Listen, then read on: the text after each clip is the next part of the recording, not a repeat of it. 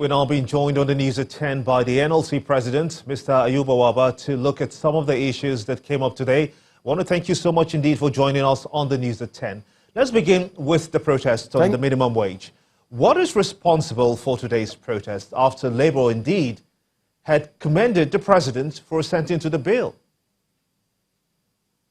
Well, thank you very much, Gimba. The protest of today is essentially to protest the brutality meted against workers by the Minister of Labour, Ngigi, when workers and organized labor protested to his official residence, particularly on Wednesday. The right to protest and the right to peaceful assembly is a universal right that workers have been able to exercise all over the world. And therefore, as public officer, his resident and his official residence, for that matter, can be picketed, essentially about non-inauguration of the board. You recall that the issue of inaugurating the board have been on the table for more than 2 years. The issue of corruption, yes, have been raised, but EFCC have done a very good work. And who are those that have been found capable? All of them are government appointees. Labor leaders and trade unions on that board have not been found one thing. So clearly, we have tried to ensure that due diligence is also done in the appointment of the current board, because after the board that served particularly around 1993, I think all subsequent boards have been immersed in the issue of corruption. And that's why we are very happy when it was said that Kokori was appointed. But essentially, the protest of today is actually about the brutalization of workers, that the right to peaceful assembly should not be any right that should be abridged. So clearly, that is the protest of today. And added to it is also the issue of the minimum wage, which up till now, enabling circular have not been released.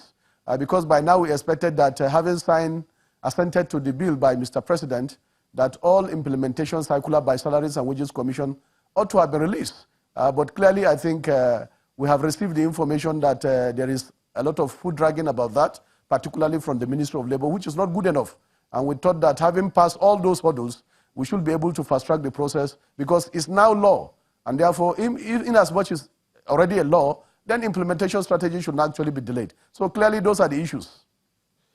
Well indeed, curious as it will be, a lot of people will wonder that why the choice of the minister's house, his official house? Couldn't you have taken your grievances to his office? Wouldn't that have been more respectful to the minister himself, don't you think? Well, thank you very much. It's a global norm because everybody is aware that he abandoned his office since the 1st of May up till the 8th. And therefore, as a public officer, his official residence can also be picketed. That's what the law provides. And we have seen that around the world. Even world leaders, their official residence are being picketed. It's there in our labor laws that picketing, the issue of protest, is a right that we have been able to exercise severally. And therefore, the essence of that is also that on that fateful day, particularly on the 8th, there was this information also that he intends to actually try to inaugurate the board without our membership. That is membership of NLC and TUC in his official residence, because since after the May Day, he has been operating virtually from his house. So clearly, those are the very important and cogent reasons that necessitated actually picketing his official residence, which is nothing that is out of place in our labor relation.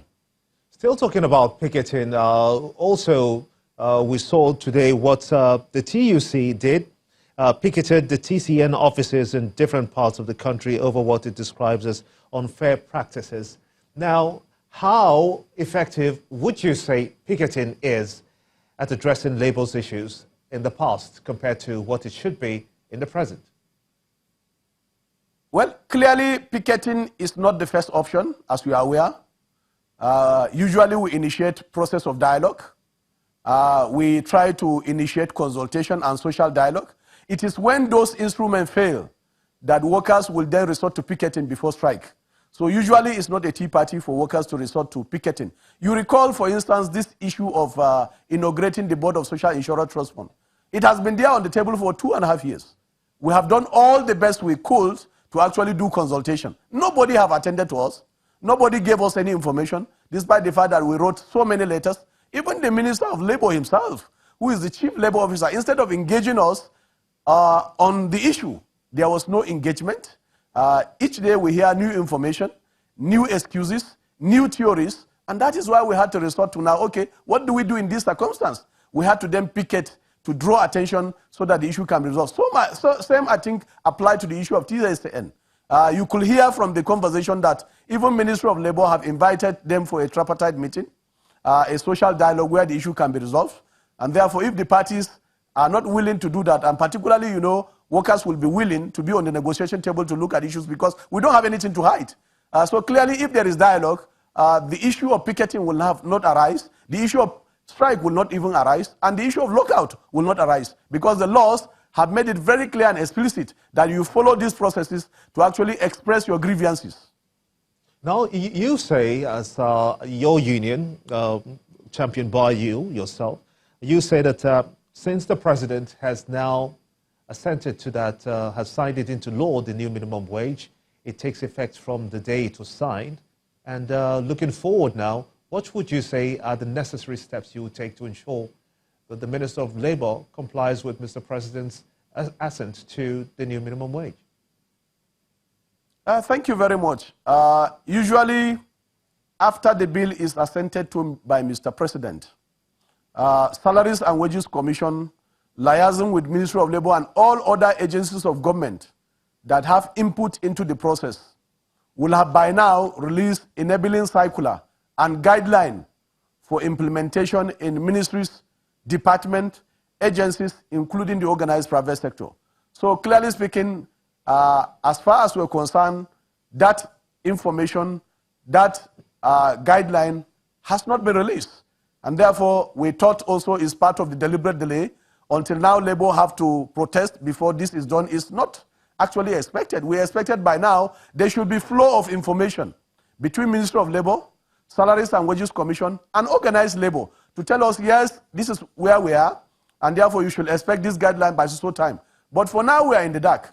And therefore, despite the fact that we have made inquiries, nothing is on the table and no information has been given to us. And you know that, as usual, Labour will always agitate so that the right thing can be done. But why must we wait until Labour agitates?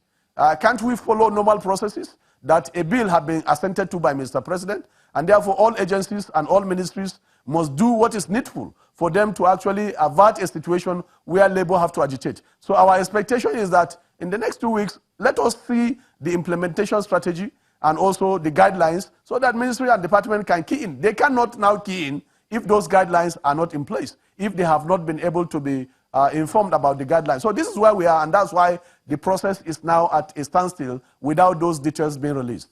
President of the Nigeria Labour Congress, Mr. Ayuba Wabba, we must indeed thank you for talking to us here on the News at 10.